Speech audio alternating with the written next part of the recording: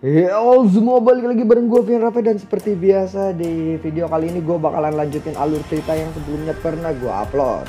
Dan buat kalian yang baru aja gabung di channel gue, kalian bisa cek playlist di channelnya, dan disitu bakalan ada session-session yang sebelumnya pernah gue upload dan episode-episode sebelumnya dari session-session itu yang pernah gue upload. Dan tanpa banyak basa-basi lagi, yuk kita langsung cek di out aja alur ceritanya. Session 10 ya. Ini adalah alur cerita session 10 menurut prediksi gua. Yuk cek this out.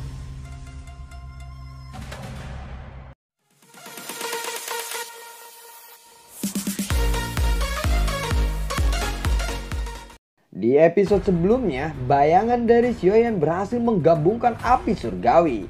Saat ini ada Lotus Flame yang terdiri dari 5 warna berbeda di tangan Xiaoyan yang lain. Lotus Flame ini perlahan berputar. Lalu Lotus Flame itu meledak seperti kembang api. Buar! Badai api setinggi 10.000 kaki menyapu langit. Raungan naga dipancarkan dari badai api itu. Tiga naga yang panjangnya puluhan ribu kaki keluar dari badai api itu. Ketiga naga yang sangat besar ini adalah bentuk sebenarnya dari 3 raja besar. Naga itu memiliki luka yang cukup parah akibat terkena serangan dari Xiaoyan. Ketiga raja naga besar itu melebarkan mulutnya dan 3 pilar cahaya ditembakkan. Buar! Melihat ini dengan cepat, Xiaoyan mengeluarkan 4 api surgawi dan membentuk menjadi pelat api besar. Buar! Pilar api cahaya itu dipantulkan kembali ke tubuh 3 raja naga saat bertabrakan dengan pelat api Xiaoyan. Xiaoyan sekali lagi mengaktifkan kekuatan spiritualnya untuk melepaskan kemarahan ilahi musim semi kuning. Serangan kekuatan spiritual yang menakutkan melonjak menyerang 3 raja besar. Raja Naga Utara adalah yang pertama pulih dari serangan spiritual ini. Tubuhnya dengan cepat berubah menjadi sosok manusia. Dengan sekejap dia muncul di depan Xiaoyan dan dia pun mendaratkan pukulan di dada Xiaoyan. Seteguk darah dimuntahkan dari mulut Xiaoyan. Senyum muncul di wajahnya saat menatap Raja Utara. Teratai api 4 warna muncul dan kemudian menabrak tubuh Raja Utara. Buah, dedor. Raja Utara terpental 10.000 kaki ke belakang. Raja Naga Selatan dan Barat dengan cepat muncul di depan Xiaoyan. Raja Naga Selatan lalu berkata, "Matilah kau sialan," ucap dari Naga Selatan. Cakar besar diarahkan kepada Xiaoyan. Sebelum serangannya sampai lengan Raja Naga Selatan tiba-tiba terputus. Sosok rambut ungu dengan pedang emas di tangannya perlahan berjalan di udara dan berkata, "Aku akan mengurungmu selamanya jika kamu berani menyentuhnya." Sosok itu ternyata adalah Xian. Melihat pedang di tangan Xian, Raja Naga Selatan berkata, "Pedang pembunuh naga." Sedikit penjelasan ya mengenai tentang pedang pembunuh naga. Pedang pembunuh naga itu nggak seperti yang kita bayangkan kayak pedang secara umumnya yang ditempa yang berbentuk besi dan kita tebas-tebas begitu, bukan. Tapi pedang di sini itu adalah pedang yang diciptakan dari doki. Jadi kayak aura gitu, pedangnya tuh kayak aura doki tapi berbentuk pedang. Dan cuman Kaisar Naga yang bisa melakukan skill itu. Jadi skill itu yang bisa melakukan skill itu cuman keturunan dari naga, Kaisar Naga. Jadi cuman Kaisar Naga awalnya yang bisa skill seperti itu. Makanya pas si Raja Naga tadi mau nyerang Xiaoyan, tiba-tiba lengannya putus tuh karena pedangnya Xian. Nah, si pedangnya itu tercipta dari dokinya Xian. Oke, paham ya? Lanjut. Kaisar Naga yang bisa memanggil pedang pembunuh naga adalah Kaisar Naga sejati. Oleh karena itu, mulai saat ini Xian memiliki wewenang untuk memerintahkan semua suku naga kuno. Para prajurit dari 3 pulau dengan cepat berlutut kepada Xian. Melihat ini, Raja Naga Barat dan Raja Naga Selatan segera melarikan diri.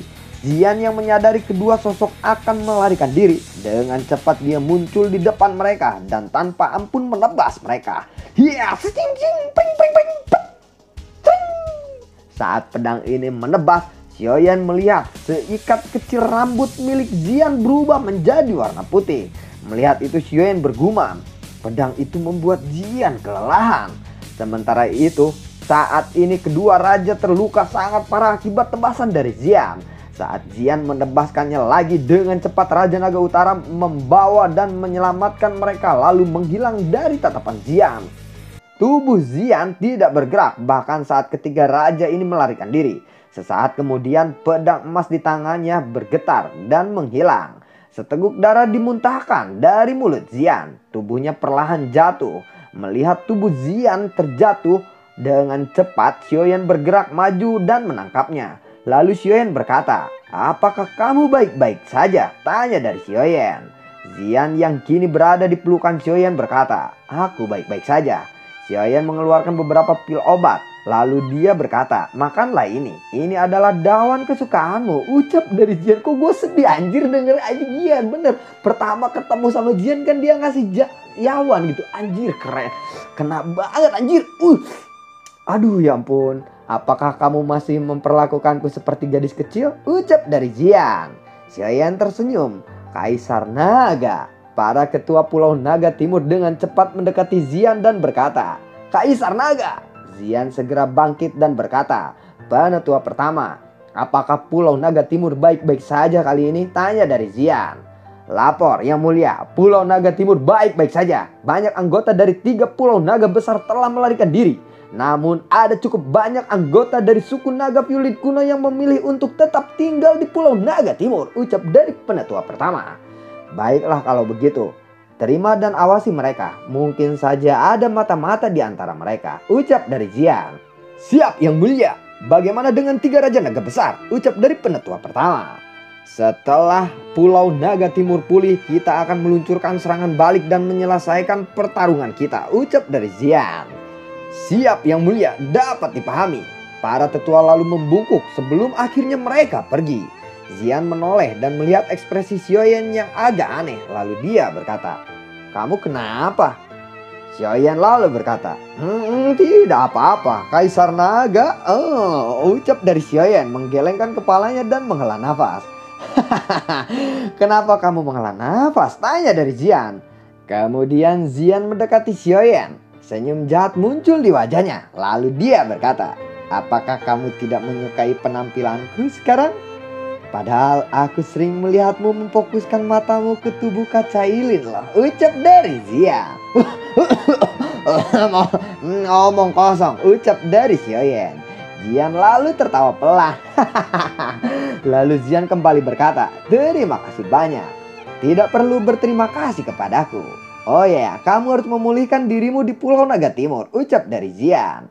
Mereka pun lalu menuju ke Pulau Naga Timur. Xiaoyan lalu memasuki ruangan untuk memulihkan dan melakukan retreat di sana. Singkat cerita, 100 hari telah berlalu. Dengan gemuruh aneh tiba-tiba dipancarkan dari tubuh Xiaoyan yang duduk di ranjang batu giok. Ruangan di sekitarnya mulai bergetar. Buar! Seseorang yang mendengar suara ledakan itu segera berkata, "Apa itu?" Melihat kepanikan ini, Zian berkata, "Tidak perlu panik." Dengan cepat Zian melayang di langit untuk melihat Xiaoyan. Zian lalu berkata, "Haha, pantas saja dia memulihkan dirinya lama sekali. Ternyata dia melakukan terobosannya," ucap dari Zian sambil tertawa. Yao Ming yang mendengar itu berkata, "Xiaoyan memang sangat hebat. Beberapa bulan yang lalu dia hanyalah doseng awal. Sekarang dia sedang menembus ke bintang 2, ucap dari Yao Ming. Xiaoyan yang telah tertidur 100 hari tiba-tiba membuka kedua matanya. 2 lampu ungu merah keluar dari matanya. Anggota suku yang melihat itu segera berkata, "Ini tekanan dari garis keturunan Kaisar Naga. Mengapa itu muncul di tubuhnya?" Xiaoyan berdiri dan mengepalkan tangannya. Kekuatan yang sangat kuat menyebar dari setiap sel di dalam tubuhnya. Tangan Xiaoyan dengan lembut menyentuh dadanya. Jika dia tidak mengalami pertempuran waktu itu, garis keturunan di hatinya tidak akan aktif. Dan dia tidak akan dapat menembus bintang kedua kelas doseng secepat itu. Haha, Saudara Xiaoyan, selamat. Kamu sekali lagi membuat terobosan yang sangat singkat. Ini benar-benar membuatku merasa malu. Tawa hangat terdengar dari kelompok Yao Ming. Xiaoyan lalu menangkupkan kedua tangannya kepada Yao Ming. Xiaoyan bertanya, "Apakah aliansi mengirim berita?" Dokter peri kecil berkata, ada beberapa berita, salah satunya dari Yalao. Dia memintamu untuk bergegas kembali ke Paviliun Bintang Jatuh secepatnya, ucap dari dokter peri kecil. Purifying Demon Lotus Flame akan segera lahir. Tampaknya Hall of Soul sudah mulai bergerak, ucap dari dokter peri kecil lagi. Xiaoyan lalu mengangguk dan berkata, kalau begitu kita akan kembali ke Paviliun Bintang Jatuh hari ini, ucap dari Xiaoyan. Mendengar percakapan Xiaoyan, Xian lalu berkata, apakah kalian semua berencana untuk kembali ke daratan tengah? Aku akan menemani kalian kali ini, ucap dari Xian. Xiaoyan terkejut dan berkata, kamu mau ikut? Pulau Naga Timur baru saja mengalami pertempuran besar. Apakah ini saat yang tepat untukmu pergi? Tanya dari Xiaoyan. Xian lalu menjawab, tidak apa-apa, 3 Raja Naga besar telah menderita luka serius kali ini. Selain itu, Raja Naga Barat dan Selatan lumpuh. Tidak ada yang tahu berapa lama mereka akan memulihkan kekuatan mereka. Kamu telah banyak membantuku, jadi aku harus membalas budi, ucap dari Xian. Xiaoyan sejenak ragu-ragu sebelum akhirnya mengangguk. Kapan kita akan pergi? Tanya dari Xian. Karena masalah di sini sudah selesai, kita harus pergi sekarang. Selain itu, kepala suku Yaoming, tolong bantu aku mengawasi Cailin ketika kamu kembali ke suku Piton 9 Tanah. Di antara 3 sandera dari suku Heaven Demon Phoenix, pertama-tama kita akan melepaskan Jiu Feng. Kun Feng dan Yu Feng akan terus ditahan di Pulau Naga Timur, ucap dari Xiaoyan. Yaoming menjawab, baiklah kalau begitu. Semoga perjalananmu lancar, ucap dari Yaoming. Xiaoyan tersenyum, lalu dia mengayunkan tangannya. Sebuah terowongan spasial terbentuk. Setelah itu dia memimpin masuk ke dalamnya. Singkat cerita, mereka sudah tiba di Paviliun Bintang Jatuh. Yalao, tetua Huo Yun, penetua pertama dari Menara Pil, dan yang lainnya sudah berkumpul di dalam aula besar di bangunan utama dari Paviliun Bintang Jatuh. Suara Yalao bergema di aula. Sekitar setengah dari 300 kota penting di dalam aliansi telah diserang. Meskipun serangan ini mungkin terlihat seperti serangan faksi lain, tetapi ada para ahli dari Hall of Soul yang ikut campur membantu mereka, ucap dari Yalao. Tetua Hou Yu berkata, orang-orang dari Hall of Soul sekarang semakin arogan. Penetua pertama dari Menara Pil di sampingnya mengangguk. Yalao melanjutkan perkataannya. Semua orang dari dunia luar tahu bahwa Hall of Soul telah memporak-porandakan aliansi Sky Mansion kita. Beberapa faksi netral yang berencana untuk bergabung dengan aliansi kita telah terguncang oleh metode Hall of Soul dan membuat mereka menjadi ragu-ragu. Jika ini terus berlanjut, reputasi kita akan memburuk, ucap dari Yalao.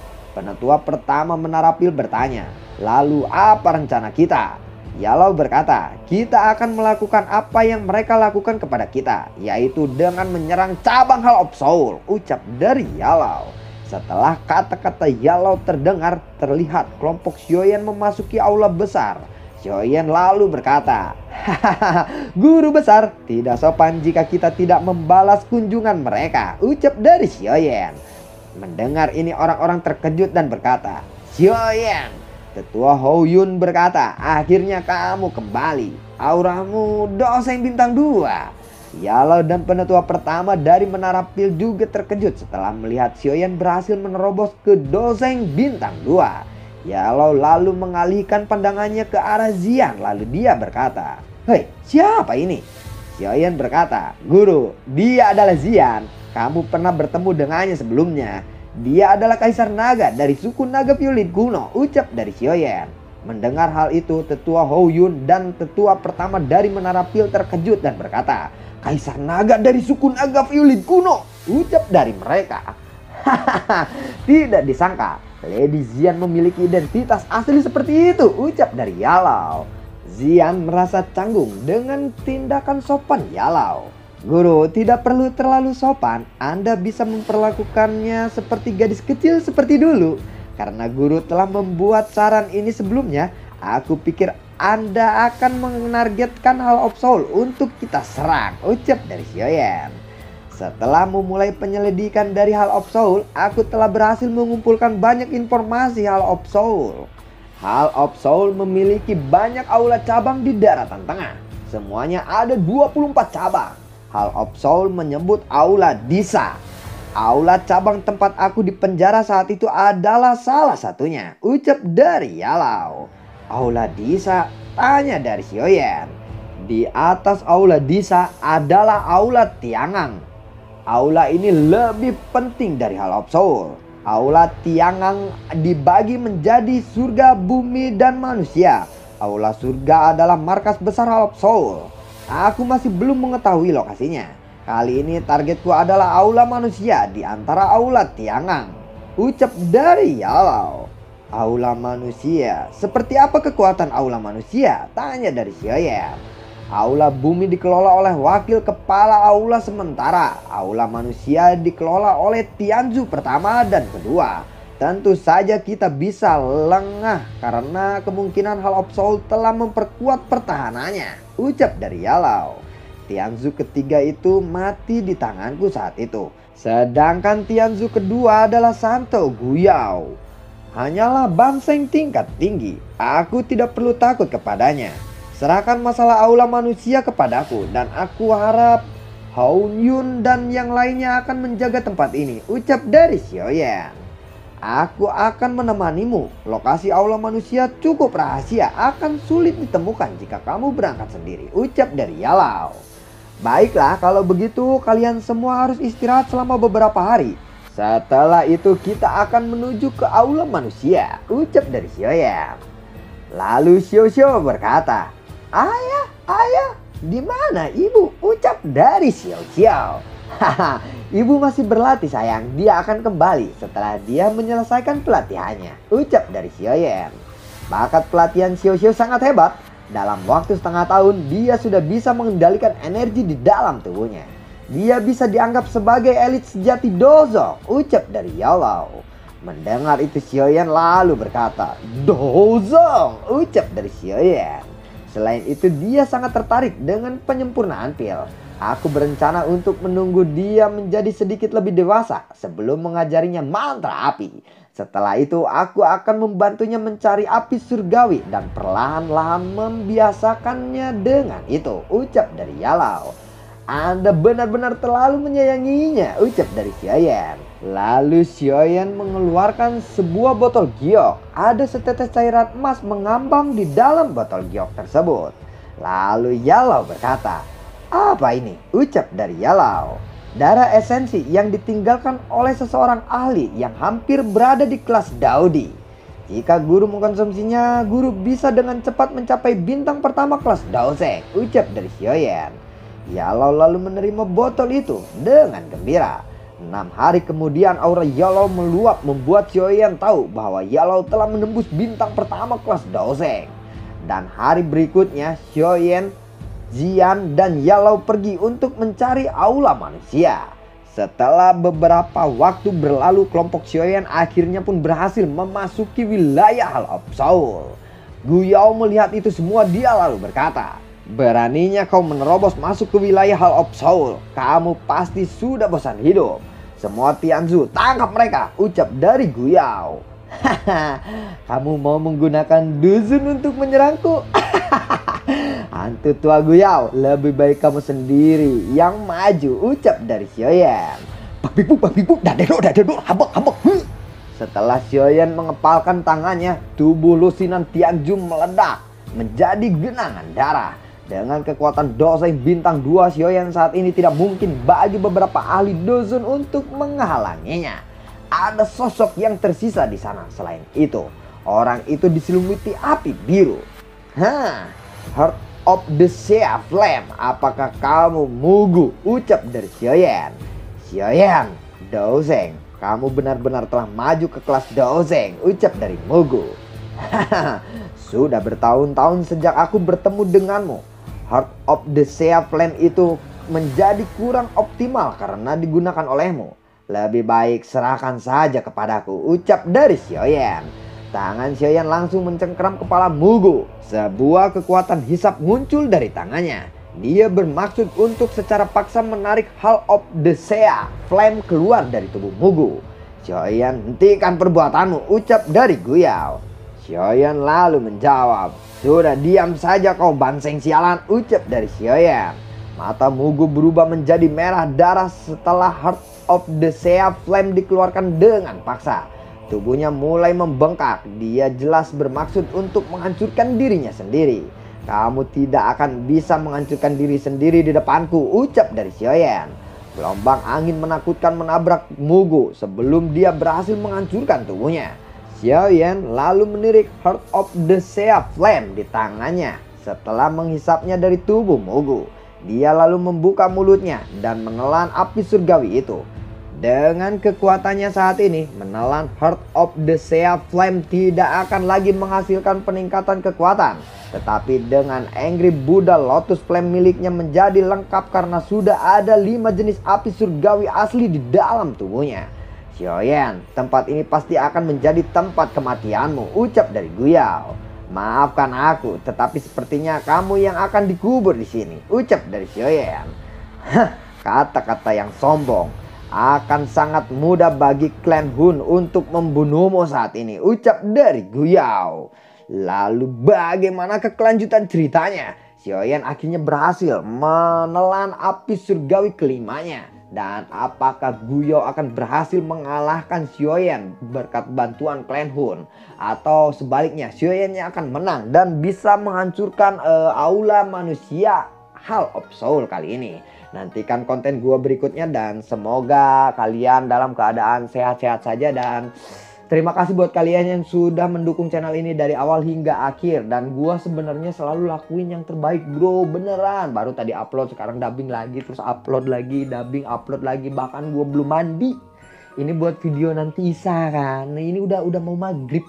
Gua cuma ngedit sejam, habis ngedit terus dubbing lagi, edit lagi, upload lagi, begitu bro. Sumpah gua kagak bohong, gua udah lakuin yang terbaik pokoknya untuk menghibur kalian semua. Kalau nanti kalau pikir gua sih nanggung ya, cuman 100 chapter lagi nih, 100 chapter lagi BTTH ini selesai. Gue perkirakan 1 bulan ke depan kalau gue konsisten 3 episode setiap hari itu kelar. Bulan depan BTTH tamat di channel gua gitu. Maksudnya kalau misalkan mau ditamatin, nanti gue tetap bikin yang S7-nya. Gue bikin tetap. Nanti jadi kabar gembiranya itu paling BTTH ya insya Allah kalau lancar semuanya ya.